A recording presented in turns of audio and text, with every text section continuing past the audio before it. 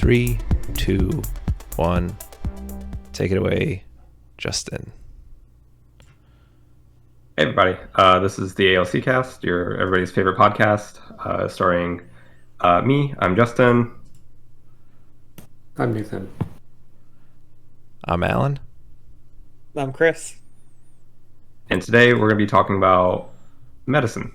Old medicine, new medicine, weird medicine, personal medicine, just medicine. So I guess starting with old medicine, like what does everyone know about like old medicine stuff? Like Chinese medicine, old European medicine, leeches, like I feel like that was bait. I feel like that was racism bait. what do you mean? I know that they killed George Washington with leeches. They killed the Oh yeah, they leash him to fuck. Because Yeah. it's like they had, like, he was sick and he was really important, so they got more doctors, and each doctor brought their own leech. And then they're like, let's get all the doctors. And then they all like, Too many leeches. yeah, it's Not like, enough blood. There's 50 leeches. that one. Yeah. Do you know why they use leeches? Do you know why they use leeches? Got to get the bad blood out. Leeching is like maggoting. I think they only actually no, leeches will drink all the blood, but like maggots, if you put maggots on like rotting skin or rotting flesh, they'll generally just eat the rot and leave the good skin away. For a second I thought leeches would do the same, but they just drink blood. I guess in the process of drinking blood they also drink bad blood. I don't think. Let's Justin, you brought this up, so you need to come with the data here. Sorry. Bad blood. You want to go ahead and? So like I thought the idea behind bleeding in general was like there's like four humors, and your four humors in the imbalance. So it's like blood, mucus, piss, Bile. Isn't bile one of them? Yeah, bile is actually one of them. What are the four humors? So basically, like you have these four different kinds of liquid inside of your body, and you become sick or have illnesses or some kind of disease or something. The way they explained it, or the way that we used to explain it, was that you had an imbalance of a certain type of that liquid, and so you would use different things to get rid of it, or to like increase or decrease certain kinds of it. So it's there's four different humors. There's phlegm, there's blood, there's black bile, and yellow bile. Okay. And if any of those are out of balance, you're either going to be sick or you're just going to be like a weird person. So like, if you're like a bloody person, you're like someone who's like very hardy. You have a lot of stamina. If you're like a phlegmy person, what was it? I think it means you're like neurotic or something. Mm-hmm. Too much phlegm. Yeah, you got to get some of that phlegm out if you're feeling neurotic. Yeah. Nose. So that means if you're neurotic, you shouldn't like put your sneezes back in. You shouldn't hold in your You need to sneezes. get No, your then you're just sneezes making yourself out. more neurotic. Get it all out, man. Get it Yeah. all That out. that way, but don't put it back in then. Yeah, you need to get it out of there so you have less Okay. phlegm, so you can be less weird. Okay. I think that People was with too much phlegm general were idea. considered to be phlegmatic, a term dating back to Galen. Galen. What does that mean? Galen? Galen. He A Greek invented physician. Oh, I see. He suggested that the humors could predict moods and temperaments. For instance, if you're a phlegmy and you are a phlegmatic person, you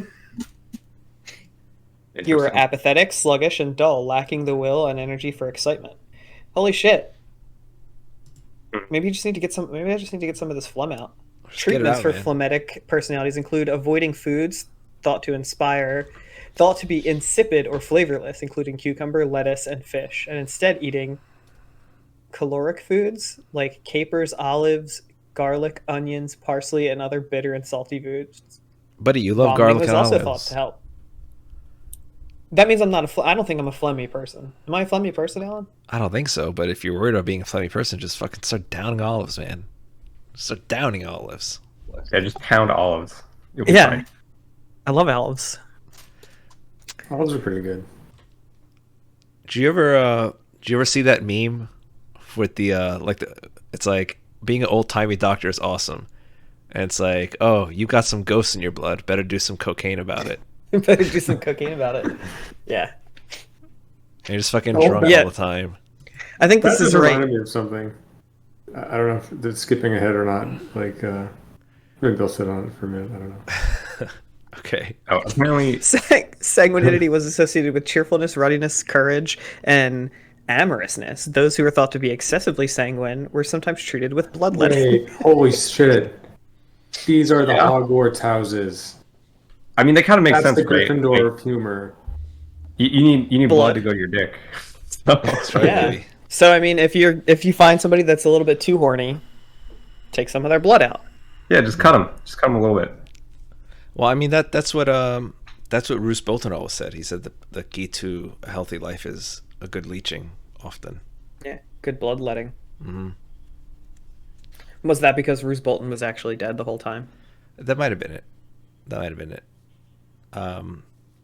Because I mean, Melisandre used leeches for blood magic, so But that's because she used them as like little potions. She could like attach it to a person, they would take their blood, and then she could use their blood for blood magic by Sure. just like popping a leech in a fire. but if Roose Bolton was dead the whole time, then he like his blood might have like started coagulating and rotting, so he would leech it out and then like eat fresh leeches full of good blood. Oh, leech other people and then Yeah. eat those leeches. Interesting. Yeah. I haven't That's thought why, about that. That's why he would always try and promote leeching to everybody who would listen. Is that? Oh, that's Leechgate. That's Leechgate. The black bile properties seem kind of racist. So Excellent. if you have too much black bile, you have black hair, you have black eyes, and you're lazy, you're fearful, and sickly. Alan, how much black bile do you have? I do have black hair. Is this Although- the Slytherin humor? Technically, I have very, very, very, very dark brown hair. How do you reduce black bile?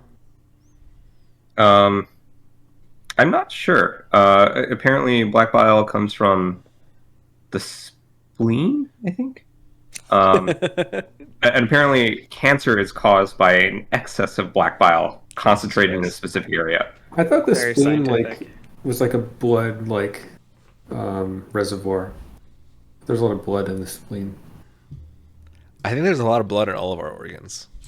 Well, particularly the spleen. I've heard that it's like if you are like really trained to like hold your breath, or maybe it's not. If you just genetically are very good at holding your breath, it's probably because you have an unusually large spleen. So I've heard. It'll store a lot. The of spleen oxygen. houses antibody-producing lymphocytes in its white pulp and monocytes, which remove antibody-coated bacteria and antibody-coated blood cells by way of blood and lymph node circulation.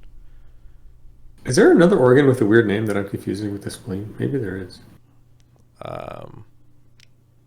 Let's be fair. Spleen is a pretty weird name for an organ, right? Sure. It is. Honestly, I don't know where a spleen is or what it looks like. I hear it a lot, but like I've never actually seen it or. No, I have one. It's but- like up here. Yeah, it's up in there here. somewhere. It's like right below Wow. your left lung, I think. Like around, like I think behind your stomach. Interesting.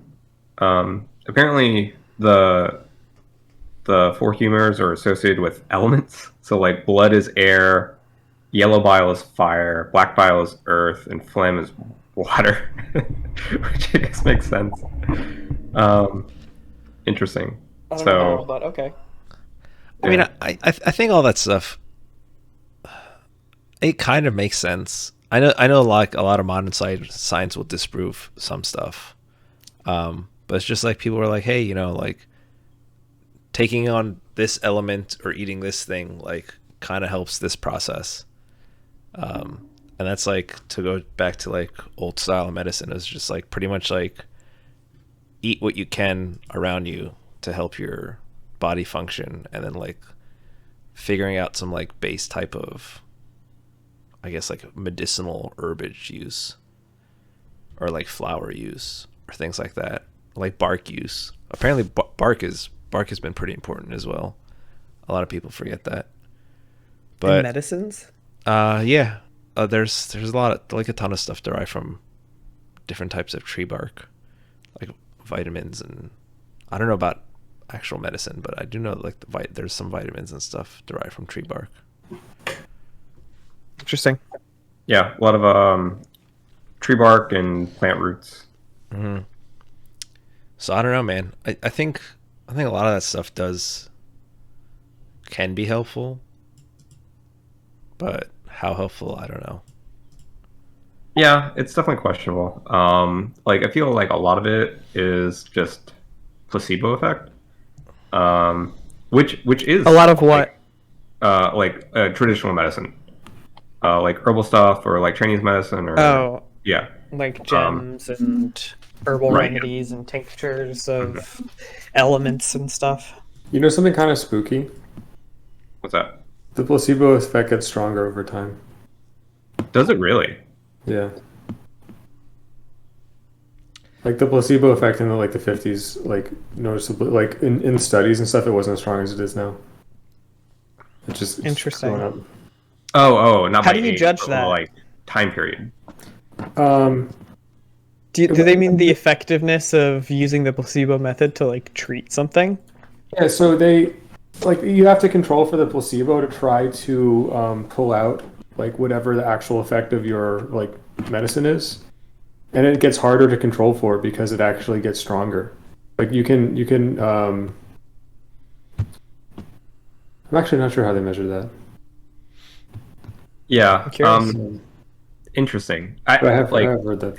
I think the idea behind that would be like, I guess over time our medicines have gotten stronger and better, and so you expect more of an effect out of it, and so that would make the placebo effect stronger, right? Maybe. You believe in it more, and so it Yeah. It's- works more. A lot of the old stuff isn't straight placebo though, especially like medicinal herbs and stuff. Because I mean, one example I remember reading about just the other week was I think it was the Roman contraceptive root that they fucked out of existence because they were banging too much. Pulling out too much. But it was literally like an effective contraception. They use it for more than just like straight contraceptive, but like it was, I think, something equivalent to like a Plan B. Oh, interesting. Something like a moon tea from the Game of Thrones world. But it was real. It was effective and it worked. And I think there's a ton of stuff like that. Like I think Colombians will chew cocoa leaves, like the cocaine leaf. They'll chew that, and it helps with like high altitude sickness. And they've been doing it for hundreds of generations. Well, yeah, I mean, there's Yeah. stuff like certain plants have anti-inflammatory properties, or can help soothe your stomach. Or your mouth. Like I get like inflamed like mouth stuff sometimes, and this like mastic gum stuff actually helps a lot. Although it's funny though because it has to get bad to a certain point that I need to trade whatever that is for my jaw being sore. 'Cause it really does make your jaw sore to like chew it. It's like gum, but it's more like viscous than gum. So it's like you really like it'll really work your jaw. You're chewing it. So like if I'm chewing that all day, and it doesn't like it keeps its chewiness more than gum does too. So you could actually just chew on it all day, and then by the end of the day, your jaw will just be like destroyed. Yeah, the placebo effect is actually not like insubstantial. Like that's actually kind of like a real thing. Like if you compare like three groups, like people with no intervention, people with like sugar pill only, and then people with like an actual medication, like the people with placebo effect, like that just took sugar pill, will be better off than the people that had no intervention at all. And like even if you believe that you are taking the placebo, and then you are taking the placebo, like it still does something. It's really weird. Wait, So- that's like if I'm in a study and they're like, okay, half of you are getting a pill, half of you are getting a placebo. and you think you're getting the placebo, it still does something. Is Yeah. that what you're saying? But what if they tell you, by the way, oh Bill, by the way, you're in Group B, Group B's placebo. Will that still be beneficial? Yeah. It still does stuff. So, to my Still does understanding, stuff. one thing that makes all this stuff really difficult to study is just the fact that the placebo like isn't actually like a unit. There isn't actually like a placebo unit, and for all the studies to make sense, there kind of needs to be. Like the placebo value needs to just be like one placebo unit. But the problem is like the intensity of the placebo can change depending on how intense like the perception of some sort of like treatment is, right? So it's like, and I think I'd really like to see some study prove this, and I think it would be pretty easy to do it. It's like if the placebo was just more steps, and then like the people administering the placebo are like more enthusiastic, you'd see like a stronger effect. Like, and that's the thing that makes it very difficult for me to be skeptical of all this like alternative medicine, because like honestly, what could be happening is just like people might through some sort of buy-in that they have, people might just be getting a much stronger placebo effect than they would be otherwise, and that can be like real. I would agree with you if I didn't feel like, or if people weren't foregoing like modern medicine in order to take these like alternative treatments. I agree too, but it's tricky though, because it's like, because if you really try to like, if you really try to draw the box into like what is legitimate medicine and what isn't, and be like, okay, that's like bad medicine and this is good medicine, then like you really will be like kind of taking some effectiveness out of a lot of people's like placebo effects, and I think that's actually like going to be like quantifiably like worse for those people at least, right? So you're saying that we should continue to lie to people because they want the lie to continue to happen? No, I don't know what the answer is. It's actually like a super difficult puzzle. Like I honestly have no idea, because it's like, but the thing is, it's not really a lie. It's like, okay, like that's the thing. Well, I mean, it is a lie that the product that they are consuming is actually having an effect on whatever it is that their ailment is, right? The lie is that. The lie, what's not a lie is that through believing that this thing that you're taking is helping you, your body is actually like healing. But what if it's like, what if all the ceremony around something like this produces such a strong placebo effect that it's actually stronger than like a real treatment that like they don't give a shit about? I mean, if it was stronger than a real treatment, then it would just be a real treatment, right? Yeah. Let's not split hairs here. When they talk about like the placebo effect being effective in some of these trials, it's not like curing diseases. It's like, probably a marked I don't know, improvement like, over no intervention. it seems to me like It's probably better than nothing, right? It's better than doing nothing. It seems to me that they are like assuming placebo is a unit, though.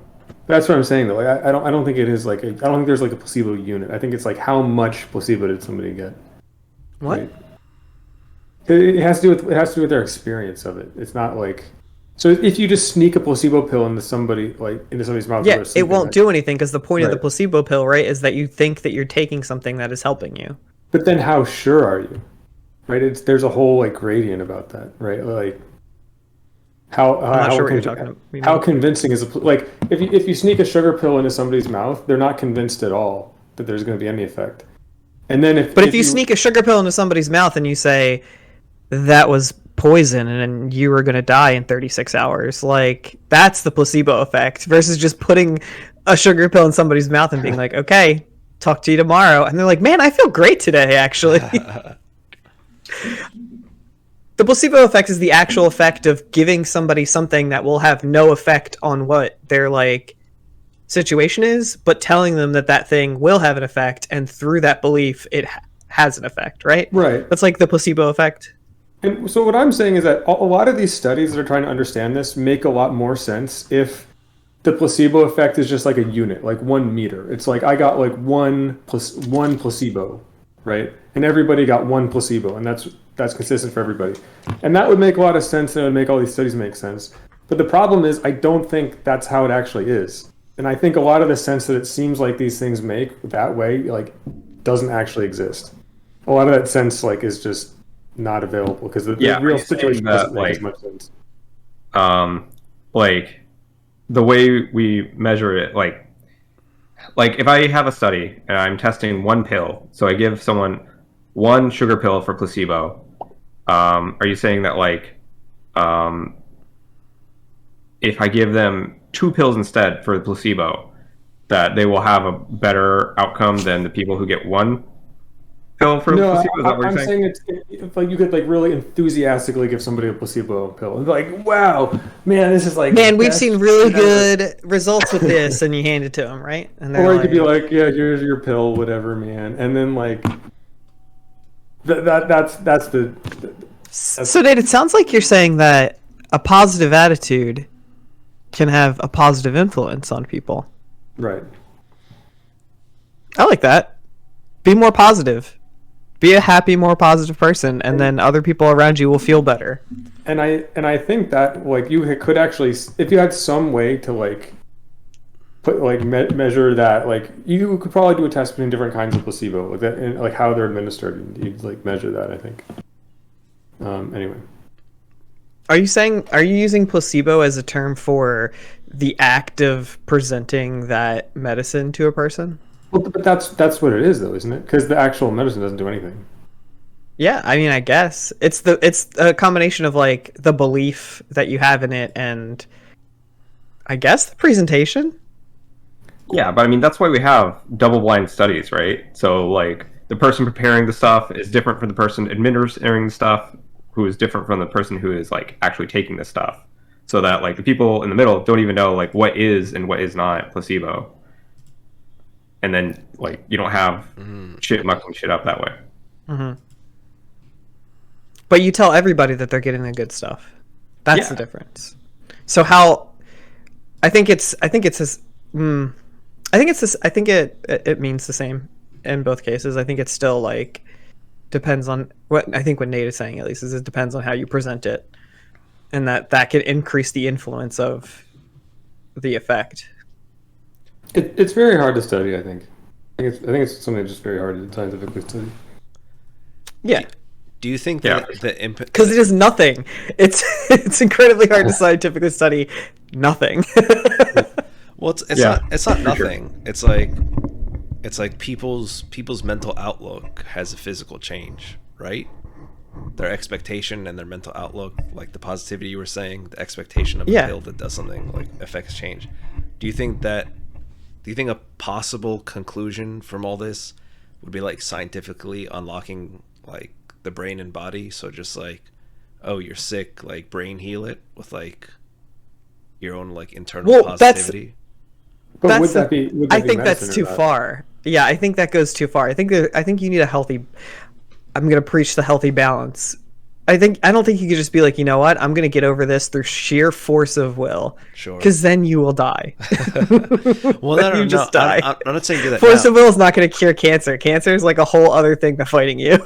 I understand that, but I'm saying like, do you think the existence of a strong placebo effect, like, has a possible link to like an unfound human power within like, you know, the brain body stuff that has the potential to be unlocked, in which case like there's some sort of like direct communication? Because like right now, like, you know, you're breathing, you're synthesizing, you're doing all this shit like automatically, like you have almost no control of it, right? Imagine like having control of that. Like I could synthesize something that stimulates the placebo effect within a person that makes them feel better. No. There's no placebo. No, effect. I think what Allan's talking about is like you actually like you're like brain. You being in control of your own hormones and your own like cells. You're just stuff. like brain. We need to fix this. The brain's like, okay, give us resources. You give resources, like you just eat a bunch of shit. Give your body resources, and then like we have deployed 6,000 antiviral cells. Yeah. Yeah, okay. I think the answer like actually meditate your way into sure activating the placebo effect again. Sure. Maybe no, not placebo, buddy, not placebo. Like actual effective, like. What Allan is saying is, correct me if I'm wrong. What I think Allan is saying is, do you think that this increase in placebo effect is actually a latent human power that we have not yet discovered? Yes. Coming into play. I don't think it's latent. I think that is the placebo effect. it does have like a measurable like increase in like improvement. Right, like, but do you think that the implication of it existing, like just it like that existing and like that effectively nothingness that has a measurable like increase in health and well-being, do you think that implies that we as a human species could potentially unlock something akin to Wolverine type healing? Not like fucking instantly like healing like a knife wound or like get like your head getting cut off, but like focusing energy yeah. into a specific Like areas. breathe- Like, oh, I breathe- cut my arm, so breathing in poison gas, and then you're just like, oh crap, I've been poisoned, and you can actually like communicate within your internal systems to like cry your the brain, poison out. to cry the poison out, or like do something like that. Like somehow tap into the placebo effect, train it up, and make it super strong. Right. Is that what you're saying? So strong Maybe. that it actually has Maybe. a healing factor. Right. So I think you make a placebo experiment, and you give people a pill, and you say this is going to activate your something center, and you just make something up completely, and then you stop the pill, and then you say, now I want you to activate it yourself, and see if the placebo effect still works. Sure. See if they still get better. Because then you could just make shit up and just be like, oh, sorry, I got a headache. Let me do a quick brain drain real fast. All right, yeah, it's good. I got all the bile out of my brain. Feeling better now. Get rid of the black vial, baby. Yeah. Oh, my arm hurts. Give me a sec. Let me rub this out of my foot. There you go. But kind of the like something that goes along with that is like, what if a large amount of the effectiveness of the real internal medicine doctors comes from the fact that they are very confident that they do understand medicine, and through that confidence they're actually able to like inspire their patients, right? And it's like, because people are pretty perceptive, and people are also generally pretty bad actors, right? So it's like, you could maybe have somebody with a script that's going to try to say like, okay, like I'm an expert in like body chemicals or whatever, and like I give you this and this is going to like fix you, right? But people they'd be able to detect that there's something weird going on with that. But you have like an actual doctor that studied his whole life and has a medical degree and like actually believes that the medicine that he's going to give somebody is effective. People can pick up on that, and I think like you get a pretty strong like. Yeah, I mean, basically what I'm saying is like I think some amount of the effectiveness of like real medicine. And I feel really bad that I just made air quotes, like, but I was actually a lot of what you're doing right now is really starting to scare me, and I think that we need to set up some ground rules upon the fact that like medicine is real, and real, like when you're sick you should go to a doctor and they have medicine for you usually, right? Like, can we just all agree on that before we start talking about this? What'd you say? Unironically, big pharma good. Yeah. Okay. Because it's like medicine. But that's consistent with the variable placebo thing, right? Well, one old medicine that is crazy to me is like acupuncture. It seems like it does have like a measurable effect, but we have no idea like why. Like I had a cat who lived at 21, and the last like 3 or 4 years of her life, I took her to the vet to get acupuncture so that she could walk better. And it seemed to actually have like a measurable effect on her. And theoretically, she would not have understood that enough to have the placebo effect. Right, yeah. Like, my cat's not going to have a fucking placebo effect. Like, it's just going to work or it's not. So, I mean, I don't know. I mean, that's all part of like your inner chi and like opening up the flow. But of how's chi. how's the cat controlling her inner chi? Yeah, does the cat have chi? Yeah, cat's alive. Everything has chi. Even Well, the cat has chi, but I don't know how the cat's controlling its chi. cat controls by being a cat. Yeah, I mean, that's what the acupuncture's for. It's to control the chi, right? I guess, yeah. The acupuncture, I believe, is to create a better, like, to undo blockings of chi and to like let it flow. To create a better flow of chi throughout your body?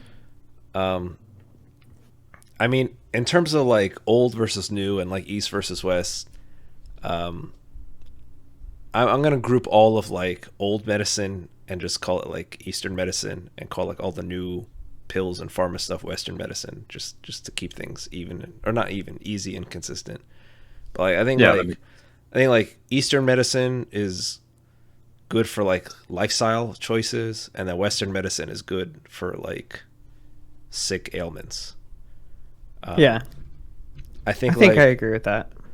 Like the thing I said about like the cocoa leaves, like the Colombians chew cocoa leaves in high altitude. Like I think that's sort of like a treatment to like maybe altitude sickness. And if it was me, I would rather like chew a leaf than like take a pill, just because like some sort of temporary ailment, I feel like I'll just do what people for thousands of years have done rather than take a pill. But that's just sort of like my personal, I'd rather not take a pill for everything kind of stance. I suppose, like, you know, a pill is just like the synthesized like part of the plant that actually does stuff. Like, if you chew a coca leaf, like the coca leaf still has chemicals in it. Sure. It might have like a very small amount, or like it might have an unknown amount, and it might be like a little bit different for each like leaf you pick or whatever. And a pill is always going to be a pill. Like, it's always going to have the same amount. It's always going to have the like therapeutic dosage. But like sometimes that therapeutic dosage is maybe a little too high. Maybe you need something like that's a little subclinical, like a fucking coca leaf. I mean, for me, it's like, I guess it's part of like the try and stick to natural as much as you can, just because like we're in a very post-natural world where tons of stuff is processed and overly processed, and you know, there's different debates on if that's good or bad or neutral. And you know, while I generally consume a lot of processed stuff and have, you know, vitamins and supplements, but where I can, like, I just, you know, if it's easier to do natural, I just rather do natural. Yeah, eat some fruits and vegetables. Pretty much. It's like fruits and vegetables where you can, like teas, different types of teas where you can. I generally don't need to eat like rhino horns and things like that, or like shark fins. Like, I don't need that sort of stuff. But in general, like, if it's fairly abundant and, you know, relatively cruelty free, then just eat the natural stuff and then take pills for the rest. Yeah, that's fair. Anyone else have anything to say about old medicine? I've got a thing to say, but I'm not sure if it's about old medicine or not. Well, how about how about old surgery? Yeah, go for it. Okay. I know a fun fact about old surgery. And there was this Civil War surgeon who had this reputation for just being very fast, right? And that was like a good thing at the time because there was no anesthesia. So it's like you wanted to get like the fast like surgeon, and then the whole thing would be over like much more quickly. And then like somehow like this like guy that had this reputation for being this like super fast surgeon, was trying to cut somebody's leg off, and like doing it the way he did it that he was famous for. Is like, wow, this is like fastest like leg saw offer in the whole war. And like somehow like as he was cutting, he cut the guy's leg, and then like there were like two assistants like holding the guy's like leg, and he also like cut their hands off too. Like, Oh, God. And then like all three people Said, "Here I go." all three people got gangrene and died. So that was like the only surgery in history with like a 300% mortality rate. Jesus, dude. Oh, That was All right. Well, that was back in the day of just fucking pound whiskey until like you're numb and like shit Like, happens. Right put on this belt. yeah. Put this belt in your mouth and bite down gasoline hard. until you pass out. They probably just needed more leeches. Yeah, man. Has anyone ever tried three penis wine? What? No. Three penis wine. What is I don't like wine. this? Sorry. It's allegedly a Chinese wine made with the penises of three animals, and it's supposed to like is. increase your virility. Is it like a virility thing? Yeah. I think that shit. I think that shit works to a degree. I've never tried Yeah? it. I never tried it. I looked for it. But I don't know. It could be fun to try out that sort of stuff. I mean, we know that like different chemicals and different hormones and stuff have drastic effects on the human body. We've seen it over the past few years, especially with either, people going through gender reassignment surgery or Right. tons of like, what were we talking about last week? The liver man or something like that? Yeah. Liver guy. Liver King. And it turned out that he was just like taking a bunch of human growth hormone and juice. testosterone and shit. Oh, yeah, Juice Liver to King? fuck. Juice to the gills, man. Yeah, and it's like, he's fucking massive because of all of these crazy like hormones and shit that he's injecting into his body. It Like, has an 3 times a effect. day, right? Huh? Like three times a day, he's just like shooting up. I think he with was. some kind of hormone. Right? I think he was spending like 15,000 a week. So figure how much Jesus. that is. Yeah, that reminded me of something. I just read the other day that apparently that Messi, that super famous like soccer player, there is like the small inkling of a controversy with his soccer career because apparently he did have human growth hormone injections when he was a kid because he stopped growing when he was like 9, and that's just a treatment that exists now for that kind of thing. Yeah, apparently, if you take like steroids early in life and you completely stop, like you keep a lot of those gains. Like you definitely swell down, but it's much easier for you to hold that like mass over your lifetime. So if I wanted to be like a professional athlete or something, I would probably juice the fuck up at like 14 and then just coast on that, like let off it and then just like go into college completely clean and then just be bigger than everyone else. You're saying that our kids should be juicing earlier. I guess. If you want to be a professional athlete, you got to sacrifice your body a little bit, right? Yeah, just get juiced. Yeah, just juice up. But he's not like an erroneously like big dude though. Yeah, So, he's not so enormous. is Right. it just a coincidence or did that like it's just weird that when you have somebody that's like the best at the world at something and then there's this really unusual circumstance. It's like it makes sense to think they're correlated, but maybe they're not. Like, yeah, I don't know because people he is like the best soccer player in the world now, right? That's like I don't know that much about it honestly. Like, Yeah. seems like my I'm sure he is like more physically capable than he would have been without the intervention that he had when he was a kid. But I mean, if I understand that he stopped growing at 9, I think without it he would have not been a professional soccer player. Yeah, I think you'd have a Yeah. much different life. if he just shot up at 9 and then stayed that way, like, yeah, probably wouldn't be the best in the world. I mean, it depends. Like, I heard that Phelps was so dominant because he had like a weird mutation. I mean, yeah, you might have could like a weird breathe underwater. mutation, but like, Webbed fingers, right? He had web fingers, more, what was it? More oxygenated blood or something. I think he had he had a thing that's like I believe that like performance steroids, what it does is like it doesn't let like it either doesn't let the acidic buildup in your muscles affect your like your tiredness and soreness, or like slows down the production of like those acids and things in your muscles that make you tired. And I believe Phelps, like, he either had a super high tolerance for that stuff or his body just naturally produced a very small amount of it, so he could just like power through shit. Apparently he has like a mutation that one he has double jointed ankles, which gives him an unusual kick range, and then the other thing is he produces half lactic acid of a typical athlete. Jesus and Christ, lactic that's acid is ridiculous. what causes fatigue. So yeah, he's a freak. So I don't know. Maybe injecting him as a kid to Let's like get these mutants out of sports.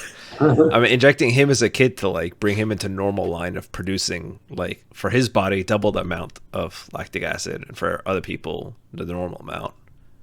Speaking of double, did you ever read the AMA of the double dick dude? When it first Okay, came out, weird. yeah, I remember. Yeah. Yeah, like apparently that dude, like, he uses double dicks to like the max. Like he just fucks everything in sight, fucks everyone, has like orgies all the time. Like It's fake. If anyone were to get double dicks, like I'm glad it was that dude because No, he's it's It's fake. fake. It's It's fake. fake. limit on that. No, it's confirmed fake. Oh, is it really? Yeah. Oh shit. I think like he kept, if he stopped where he did all that shit, no one would have thought it was fake. No one. But he kept apparently kept posting pictures and kept posting pictures, and like they were like more and more obviously shopped, where it's like, because I think in the first few pictures it was like the, I believe like the penises like came out of like a singular like sort of like connecting point in his body. He just kept on adding more penises. And then later on it looked like they were like side by side, like stemming from like two different points. And like, Wait a second, that's too many penises now. there's a big Reddit post a while ago. It's like some dude has like all the evidence. Just look at this post. Interesting. I never saw that one. Okay. Huh. I'm sure there's someone out there like him who's just living his life with two fucking dicks. Oh, I'm sure. Yeah. But not that guy.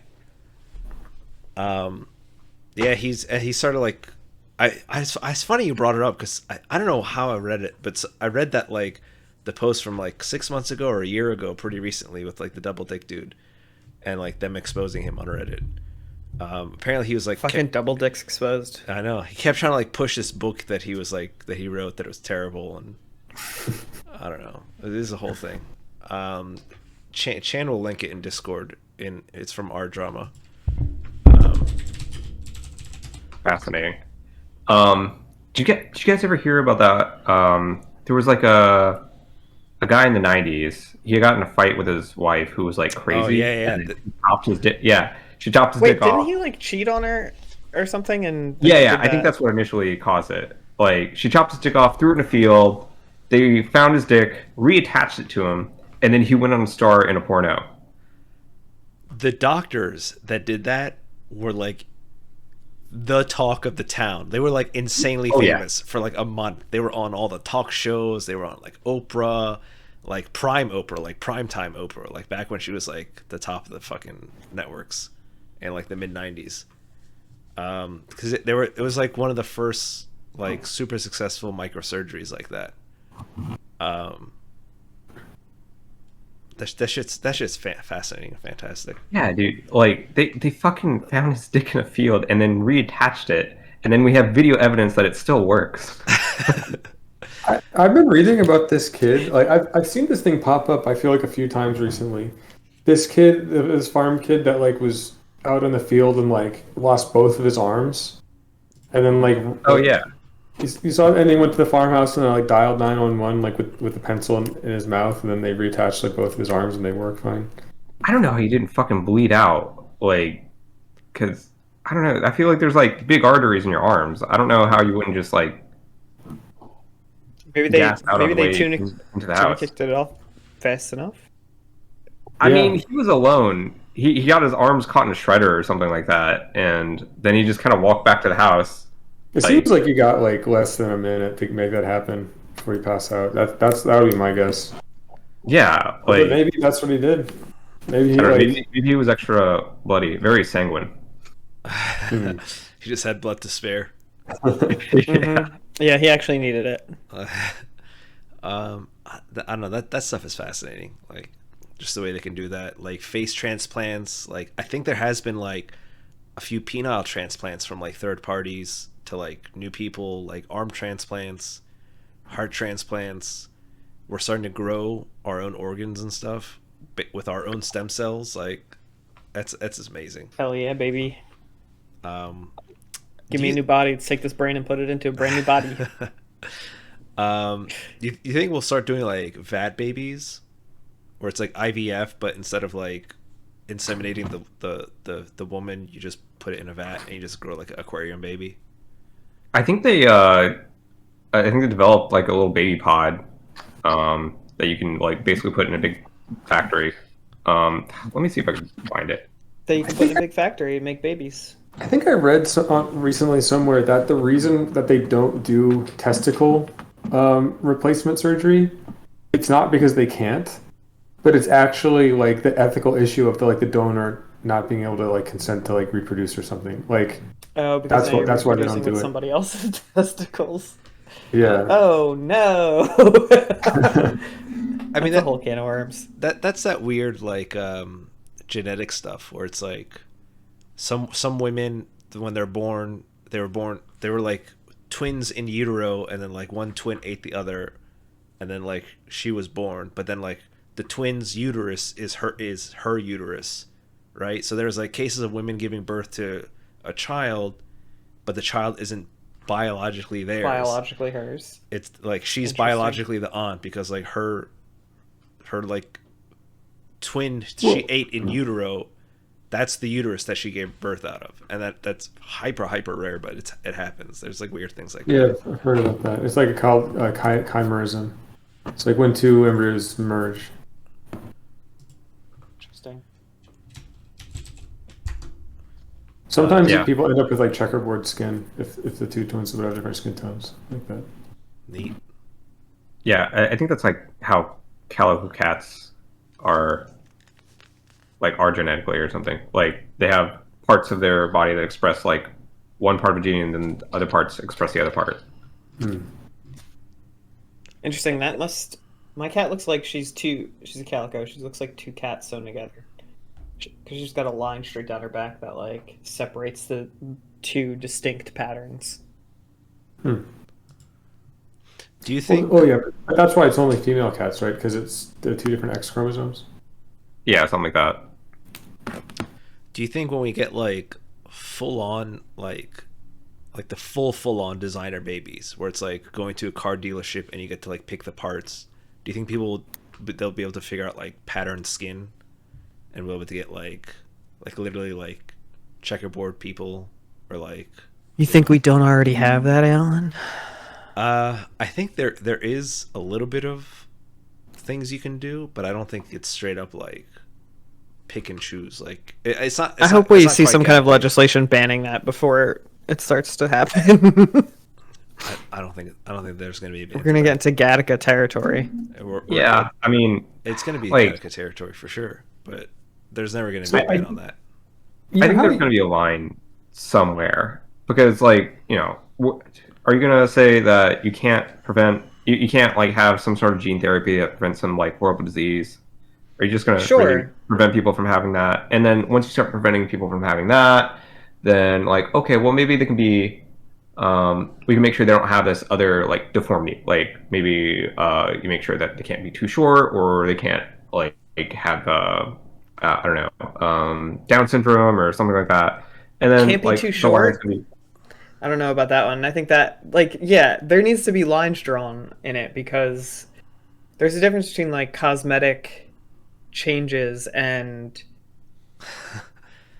like changes to not, or to prevent having a reduced lifestyle or reduced, life. Chat says if you can't kill your baby, you can't edit your baby. Republicans and Jesus cults will shut that down. Thank you, Toxic Popsicles. Maybe. We'll see. But I mean, it's interesting you brought up Down syndrome, Justin, for a very, very political sort of take on all this. Scandinavia, due to its very high, almost 100% abortion rate of Down syndrome fetuses, has almost no Down syndrome, and we don't quite have that in the States. And there's actually, I think it's a Canadian and European and possibly North American organizations that are very pro Down syndrome and very don't abort Down syndrome fetuses. I think that's, I don't know. I think it's on the mother to decide at that point. There's been some. Go ahead. No. Go ahead. I was gonna say there have been some recent.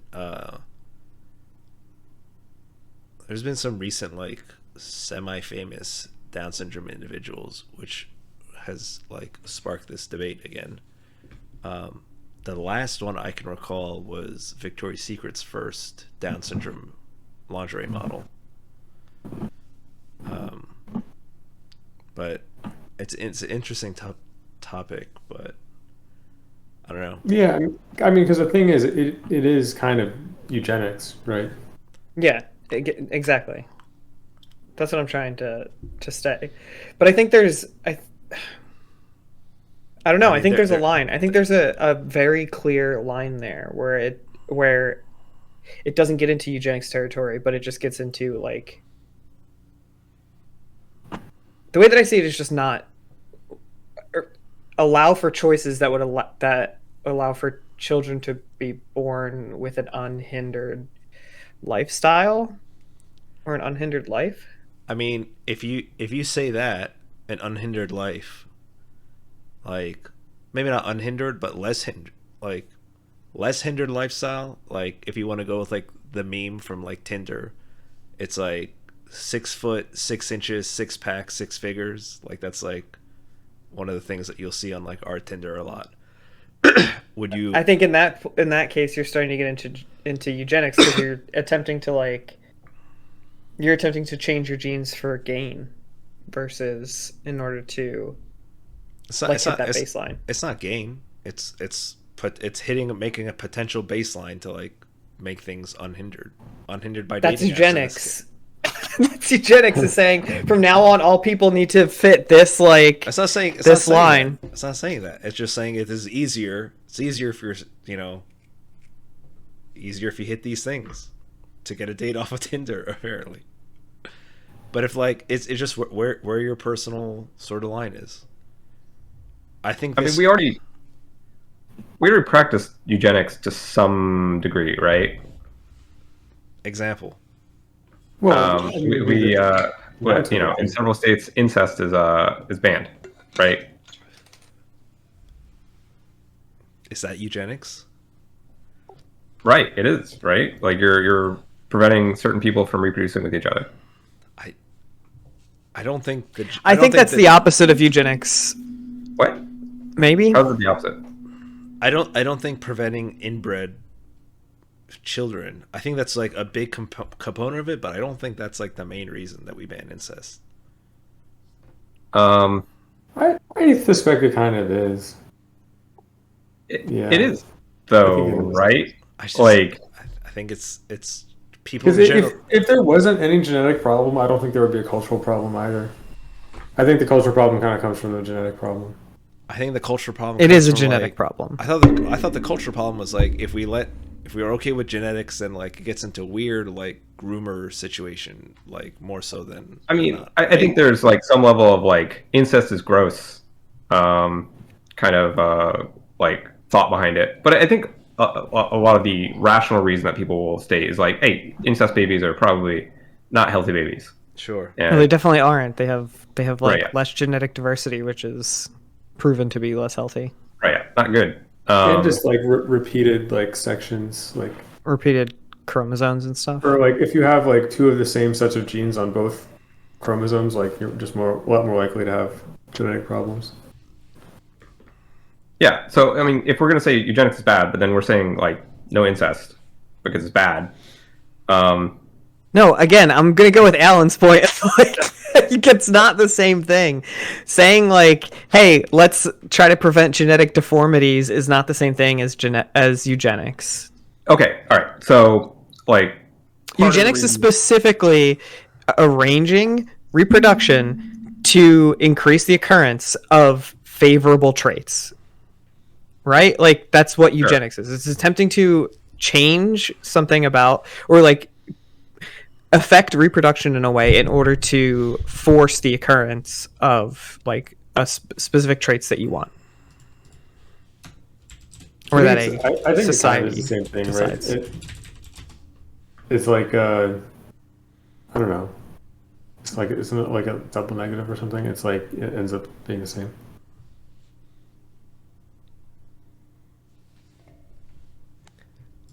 I don't know, man. But I don't think that's.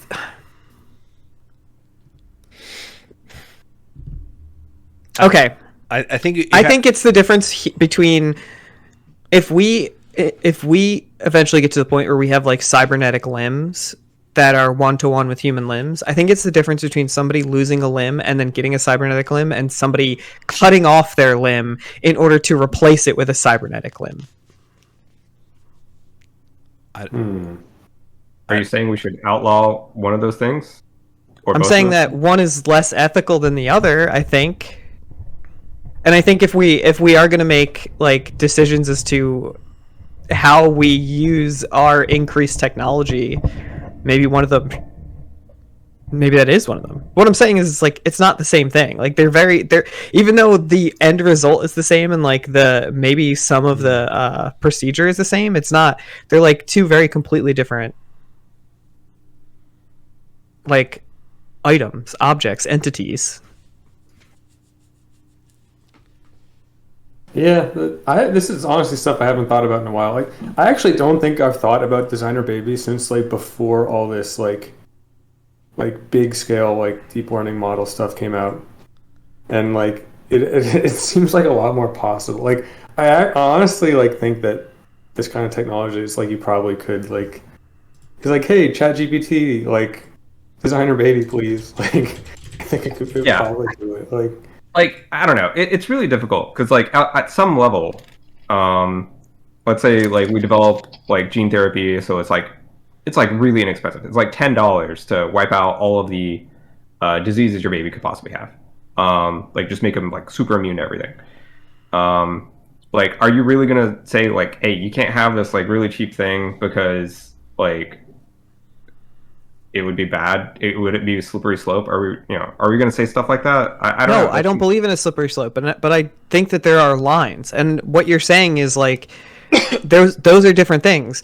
Saying we are gonna perform this, whatever procedure, so that your baby isn't born with these specific diseases or disabilities, versus saying I want you to change my baby to make their traits more desirable. But okay, well, how about looking at it this way? So, like, say right now, say there's like, I don't know, say there's like 100 different conditions like a person can have, and then some are bad, some are normal, and some are good. I don't know. And so right now, it's like the one of that whole list. Like, what are the ones that seem to impact people's lives the most in a negative way? Like, we have names for those, and it's like, okay, this one's Down syndrome. This one's like some other syndrome. Like all those things have like bad names. All the ones at the very edge of that like list.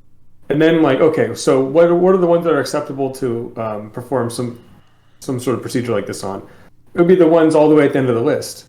But then once you chop those off, I feel like you actually just have the same situation again, right? And then just what's acceptable then? And it would be the ones at the end of that new list, right?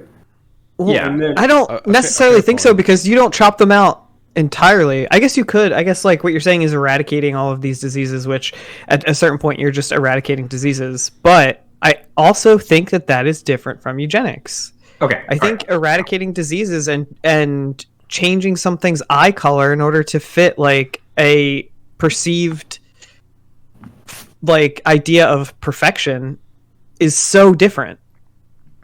I mean, let's be fair. If people can start changing eye colors like in utero, and you can pick like the whole RGB, we're gonna have some anime ass looking people, like fucking natural green hair, natural pink hair, like no. But that's not their choice. You're having the parents choose that for them. That's fucked. Yeah, Okay, actually, in I think I evolutionary have history, typically colorful hair comes shortly after color vision, and humans are actually just in the little blip between those two things, because we've got the color vision, but we don't have the color hair, and that's like, or like the multicolor. So there are some people though. There's this genetic mutation that gives you like a highlight of hair, like kind of right in your forehead. And it also like a little patch of like lightly colored skin there too with no pigment. And like there's people that just have like a natural highlight, like Rogue from X-Men, she has that like streak of white hair. There's people that genetically actually have that. And I think that actually is the beginning of like just like humans just having like diverse patches of like hair color. It would be, unless we just force everybody to normalize their genes, Nathan. Okay. No, but that one, that's something people probably add. They get like a whole rainbow going. Justin has a thing. Okay. Let's say that you have a really ugly bumpy nose. It runs in your family. Your wife's pregnant. They do like a gene scan on your baby, and your baby has the same really ugly bumpy nose. Like really, really ugly. Like just not pleasant to look at. It's like just above the line of like deformity, right? let's say there's like a gene therapy that says like, okay, we can give your baby the shot and they'll have an ugly nose, but not like a super ugly nose. And it would markedly make their life better because it's going to make them easier to look at. Are you going to tell them like, no, my baby's going to have a worse life because they're just going to have that really bumpy, ugly nose? So we're talking like Tyrion books or Tyrion TV show? Tyrion books. Tyrion books. So we're trying to go from Tyrion books to Tyrion TV show. Pretty much. Although the line that I stand on is ugliness is not a disability. Like, I mean, being ugly is not a fucking disease. Stop. If that's your line, that's your line. That's fine. But like, you're going to say the baby's going to have a worse life. Ugliness going to be uglier. Ugliness is subjective. No, I don't think the baby would have her worst life because of that. I think that it is incredibly shallow to assume that someone would have a worse life because they are ugly. I don't think that needs to be the world that we live in, and it also isn't the world that like exists. Like, fucking Elon Musk is ugly as shit, and he's the most successful person on the planet. Mega average. He is not ugly. He's pretty fucking ugly. I don't know. I wouldn't say he's ugly or attractive. I mean, he's one of those people where I look at it, it's just like people find him attractive. But there are plenty of ugly people that are very successful. That doesn't fucking mean anything. Something that I read. Actually. Are we gonna not agree that like on the spectrum from like ugly to beautiful, like that ugly people on average don't have a harder time than beautiful people? Are we really saying that? I'm disagreeing. I don't think that you can say net around the world, because in different places there are different standards of beauty. So what might be beautiful in one place could be completely ugly in another. Does that mean that like, oh well, that your baby's going to get born with large ears, and large ears are incredibly attractive in Czechoslovakia, so you need to move to Czechoslovakia so your baby has a better chance at life? That's not perceived as more beautiful there? That's not entirely true. Like, cultures have beauty standards, but humans are also pattern-based creatures, and we actually have there's like a natural instinctual attraction to symmetry. So there's like scientific journals on this. So like just being symmetrical, like facially symmetrical, like everything lines up and is all that stuff like works out. Whether or not like your nose is big or your ears are big or whatever, everything lines up, and like your face and your head size is normal and it matches your body size. Whether or not you have like a unibrow, dark skin, light skin, etc., like all that stuff is secondary. That's all like cultural. But like baseline human, like if you're symmetrical, you're baseline attractive, and then like add on like size and weight and height and all that sort of stuff. That's like secondary cultural stuff. But being overall symmetrical is like that. I think that's your baseline to attractive. If you look up like most attractive people, you can do like the Fibonacci sequence on them, and it'll show. I don't know. I think our ideas of attractiveness are changing a lot, and I think that's not. I think that is fast becoming not the normal. Yeah, and to symmetrical be clear, I'm not people saying that being like considered. if you're uglier, you should have a harder life. I'm saying like currently, the base reality right now is that if you're uglier, on average, you're going to have a somewhat more difficult life than someone that's beautiful. Okay, I have one for you. Okay, all right, sure. On average, it is more difficult to be a dark-skinned individual in America. Yeah. If there was a gene therapy that would change your child's skin to white presenting, do you think that should be allowed? Because statistically, they would have a better chance at life. I don't know, dude. That's really difficult. That is really difficult for sure. I mean, if we let everything up to the family, like if you have like a not shallow family, they'll probably just be like, just get rid of like genetic like diseases that'll shorten lifespan and make like life unbearably hard. Yeah. But then if you're a really shallow family and everyone in your family has grown up in your family, and for the past 100 years, everyone in your family gets plastic surgery because they're extremely shallow, and the baby will probably get plastic surgery. I mean, if they're just like, we might as well just do it in utero and like save us $100,000 in plastic surgery. Like, I think then we have the Kardashian situation where we openly know that it is incredibly shallow family and people, and anybody who's even like a little bit intelligent despises that, right? Like hates the shallowness and hates the the vanity I mean, of it. I generally agree, and that's not generally what I find attractive, but enough people do, and frankly, if they're happy with themselves, then that's the whole point, right? But do you think that those people are happy with themselves? Isn't them going out of their way to make such huge changes to themselves mean that they might not be happy with themselves? I mean, I agree with you. Like, I think that there's a place for cosmetic. Again, not saying that cosmetic surgery in any way, shape, or form is wrong. I do think it is wrong to change the genes, cosmetically adjust the genes of a child that has not been born without their consent. I believe that might be a little wrong. On the point of like whether or not ugliness is like a disability, I was reading something on Reddit recently that's kind of relevant. So apparently, like, lots of kids are born with sort of like weird shaped heads.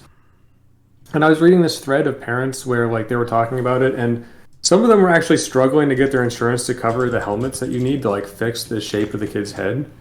And what people were saying was like, oh, like, well, it's just like if it's just cosmetic, the insurance won't cover it. But what you got to do is you just got to find somebody that will like diagnose whatever like sinus problem is being caused by their like weirdly shaped head, and typically they are able to find that.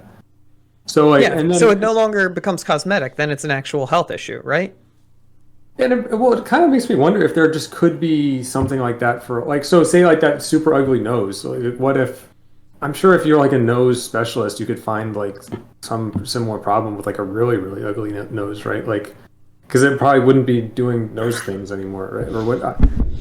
I don't. Maybe Yeah. you could start the whole hypothetical to say like, well, it works just as well, but I think that's I don't getting in know. the territory of like, do we allow outliers? And yeah, I mean, you're right. Like, if in the same situation that Justin had presented, the child with the bumpy nose, like, oh well, we know that we all have this issue where our nose is born this specific way, and it makes it more difficult for us to breathe, or like blocks airways or something like that. Then it's turning sleep apnea into or something. then it's turning into an actual medical condition. And I think that there's room for that thing. But if you're saying like, I want to change this person's cheekbones to be high, or make my baby's cheekbones higher because that'll make them prettier. No. Okay, so it's like that. So maybe you do want the prettier kid, but the necessary qualification to actually do the thing would be to actually figure out what the medical issue is. And people are going to be biased, and they're going to be looking for it because they just want to fix the kid's head shape, and that's what's motivating them. But like, they still need to meet the criteria of like at least finding something that looks like a medical problem. I think Yeah, that, I mean that prevents people from doing stuff like eye colors and hair color bullshit. Like, you're not going to find a medical reason to force a genetic change in someone's eye color or their hair color. I think that actually makes sense. Yeah. I don't know. Very interesting stuff. I remember having these ethical discussions back in college. Fucking, 10 years ago now. In some of my classes. A lot of the shit they were saying, I don't remember if it's come to fruition yet, but isn't this like what the justice system was created for, right? Isn't this what like the justice system around the entire country and government oversight, all of this stuff was like created for? Is that like, as we develop and learn new things and discover new things, we can have these like people that talk and determine what's the most ethical way to proceed forward with these discoveries? I mean, I don't think that's what the justice system's for. I think the justice system's there to like listen to ethical bodies that govern this stuff. Like let's say the stuff comes out tomorrow. There'll probably be like a bunch of doctors that do it first because they're just like, okay, it's a procedure. There's nothing wrong with it. It's been tested. Here you go. And then assuming that like the ethical board gets wind of it later, and they're just like, oh wait, hold on, like we need to pause all this stuff and discuss it. They'll have like a bunch of conferences with like all these doctors and lawyers and ethicists, like moral philosophers probably come in there, and they talk about it, and then simultaneously probably there'll be some legislation, and then like those ethical bodies will talk to the legislative body and be like, here's our recommendation. But I don't think like the government would. I don't think the government's sophisticated enough to like hop in here and like figure out the nuances of this without first saying. Either they'll probably just outright ban it or just outright allow it. I don't think there'd be much nuance at the get-go. Yeah, I mean, I'm fine with slowing things down in order to create legislation, or like figure out the kinks before allowing it to open up fully. I mean, Sure. I kind of feel the same way about the AI art stuff, where I'm like, I mean, sure, let AI art go fucking crazy, but maybe like we need some kind of regulation around like what people can and can't profit from it. Like if you're sitting in your house and like asking your computer to draw shit for you, whatever, man. Like you do you. But if you're then going forward and selling that stuff as an artist, like there might be some weird areas, but yeah, we need to have legislation that catches up to the technology. Just the nature of legislation is it's always going to be a couple years behind. Like Bitcoin's been around for like 15 years or something, and they just started legislating it like 3 years ago. Yeah, that's because like several markets just collapsed. Just like been doing that shat out the ground underneath them. Yeah, that's been happening the whole time in crypto.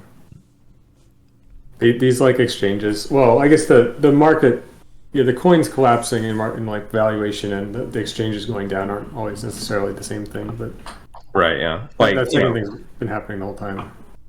Coins themselves are like very volatile. Exchanges going down is like a whole different matter. Mm. But I think both those things have been happening basically the whole time, though. Oh yeah, for sure. FTX, baby. How much money did you lose on it, Justin? What? How much money did you lose on it? I didn't lose any money on it because I never had any money on FTX. I did lose a lot of money on Tesla, like this last week. Oh my God. Yay! Well, make sure to send in your proxy to get Elon Musk either back as CEO or like off of Tesla or something. Get him out of Twitter. As long as he gets out of Twitter, I think Tesla will go back up over time. Like, just get him out of Twitter for right now. I mean, it might stabilize because Tesla's always overvalued. Maybe. I think Elon Musk has just decided he's done contributing to humanity. He just wants to do the other thing now. It kind of the other thing, man. Yeah. Just go to Mars. Just do that. Just forget all the politics shit. Like, we don't need you there. Just go do something else. Like, it is sad. I wish he would just focus on fucking Mars. Yeah. Just stay out of relationships. Don't let Grimes rot your brain again. Like, just don't let Grimes rot your brain. Let's not blame Grimes. Okay. Don't let your reaction to Grimes rot your brain. Yeah, okay. Clearly, that's happened, dude. What an awful woman breaking up with him. Did she? Like, I don't know. Like, pre-Grimes, he's like running the Boring Company. He's running Tesla. He's running like a bunch of other companies. And then post-Grimes, he's posting a gun on his nightstand with 4 Cokes next to it. Like, I don't know, man. That seems pretty clear to me. Like, yeah, it's the Kanye thing. Dude's got divorced and I mean, these guys. Everybody fucking clowned on him. They could just get world-class prostitutes. Just do that. Like, I don't get it. What if Muskie starts just like posting pictures of his prostitutes on Twitter? Let him go for it. He wouldn't be first. I mean, apparently they all like fucking like. There's like a whole like world of like celebs and like super rich business people and like all these sort of stuff. Everyone's banging each other like at the top. So just do that. Keep it on the DLO. Get some like of those like world-class prostitutes. Stop getting married. Stop having like 40 kids and like. I think Man, he's stop actually, having kids. Jesus I think Christ. He's publicly stated that like he doesn't have sex unless there's like he's publicly said that like procreation is like the purpose of sex. It doesn't make sense to have it without procreation. Then why is he giving people a fucking horse to jerk him off on a plane? What? What? There's this story that came out about him offering a flight attendant on one of his flights a horse to jerk him off, and that he like whipped his dick out and like said, I'll buy you a horse if you touch my penis. Oh. I thought, okay, all right. I totally misheard that. I thought the horse was involved in jacking off. Okay. Oh. No. I was like, what? It's like, yeah, okay. that horse right there. If you jerk me off onto that horse, please. Use the horse to jack me off. I don't know. Well, I have to pee. Cool. We're hitting about hour 15-ish. So, Yeah. I don't know if you guys want to wrap up. Okay. Justin, did you have a last topic in here? I think I'm good to wrap. This went in a direction that I wasn't quite expecting, but that's cool. I like that when it happens. Sure. So yeah, anybody got last comments? Ethical stuff is interesting, and I'm excited. The American medical system is a fucking sham. It's bad. Like, we pay the most. Wow, it we didn't even costs the mention most, that. No. and we have like worse outcomes. Like, it's not good. We need to do something else. Anything else? I don't think we have the worst outcomes. We have like the best outcomes. That's why everyone in the world comes here for like the top tier. Like, if you look at like life expectancy, we're notably worse than other G40 countries. That's because I everyone's think we're worse obese. than Cuba. I think we're noticeably worse than Cuba now. That's because everyone's obese. I mean, that's part of the medical system, right? Yeah, that kind of is. I mean, I don't think so. That's a whole. Those people should be going to a doctor, and a doctor should be telling them, "You need to fucking calm down. Like, we need to talk about this." But they won't go to the doctor. Even if they go to the doctor, even if they hear that, like, everyone's addicted to like sugar and salt. Like that. I guess if you consider like that sort of like fast food addiction part of the medical problem.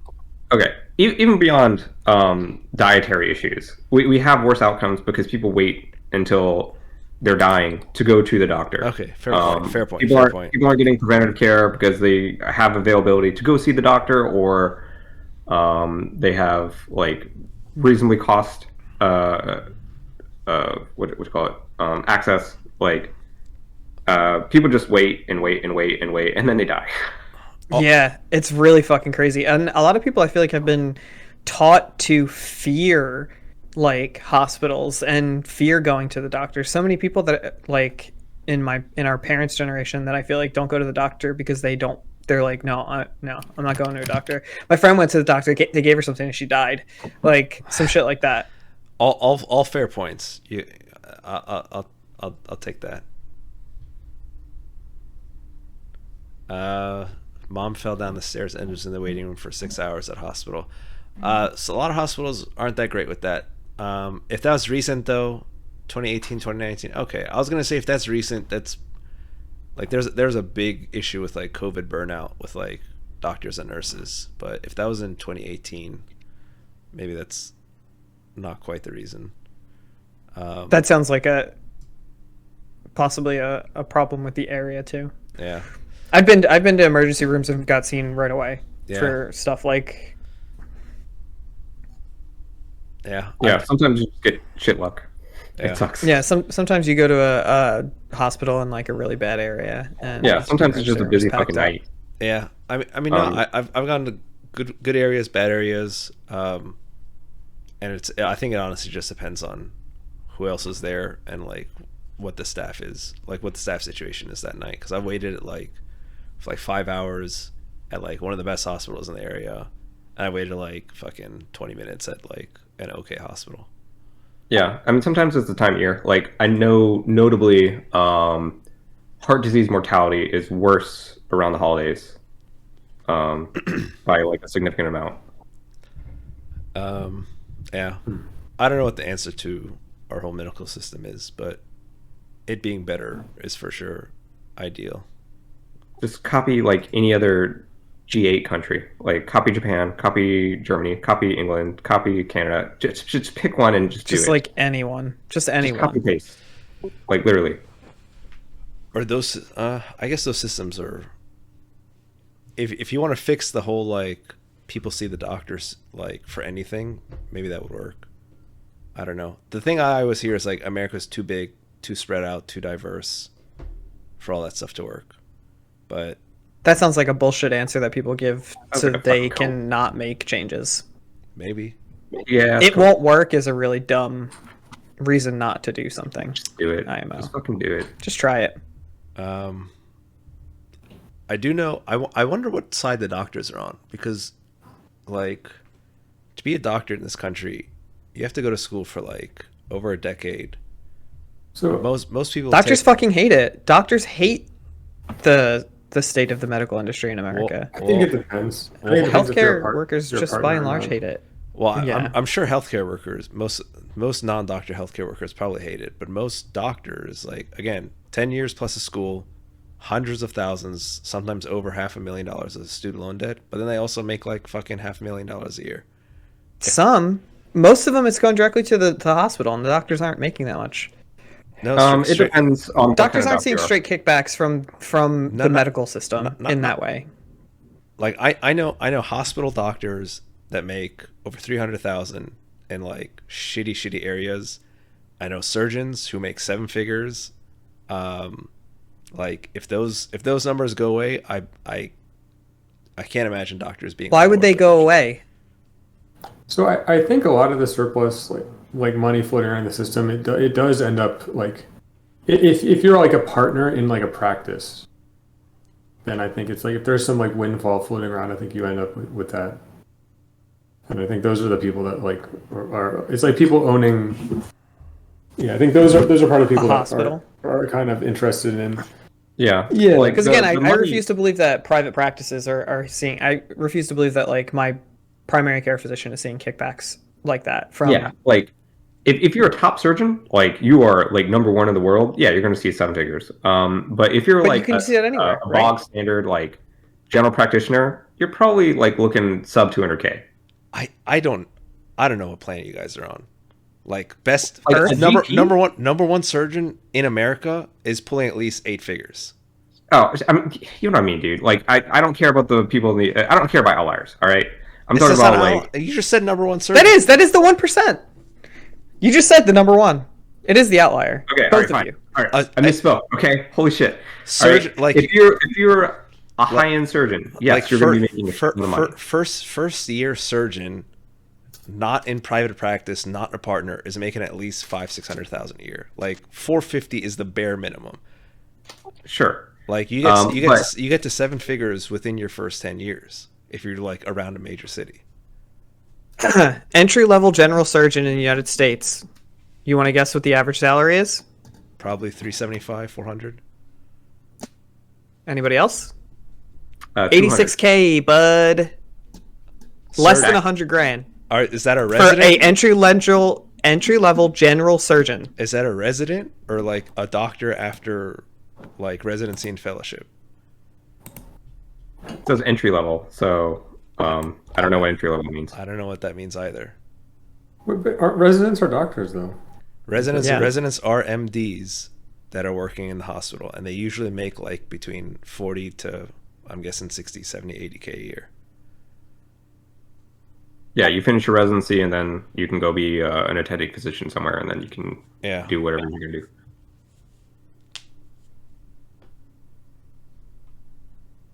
But either way, I think like, that some doctors are making that kind of money, but I don't think doctors in general are making that kind of money. I mean, I think that the medical insurance industry is just like feeding itself.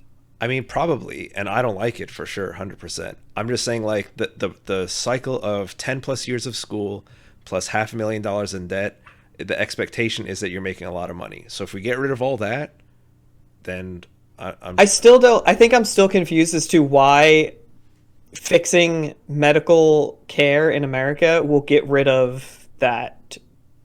The ability for surgeons and doctors to have a good as I understand job. As I understand it, of the doctors in the countries that Justin mentioned, I believe I looked at France and England a couple years ago. They make like a quarter of what like experienced like 10 plus year doctors in America make. And I don't think if you're taking a $500,000 loan, I don't think you want to see a quarter of what you're expected to make. That's not my concern. I don't have any skin in the game, so go for it. But I'm just saying, like, if you want doctors on board, I don't think they want the expectation of potentially a quarter of their potential earning. yeah, for sure. Like, I think okay. like Also, even in America, like even if you're rich, you still have worse outcomes than you do in other countries, and I think that needs to be corrected somehow. Like, there might be winners and losers with whatever legislation like we would produce to fix that issue, and that's, that sucks. There's going to be winners and losers. Maybe the doctors be losers. Maybe hopefully like the people, the patients wouldn't be losers. But like, something needs to change, clearly.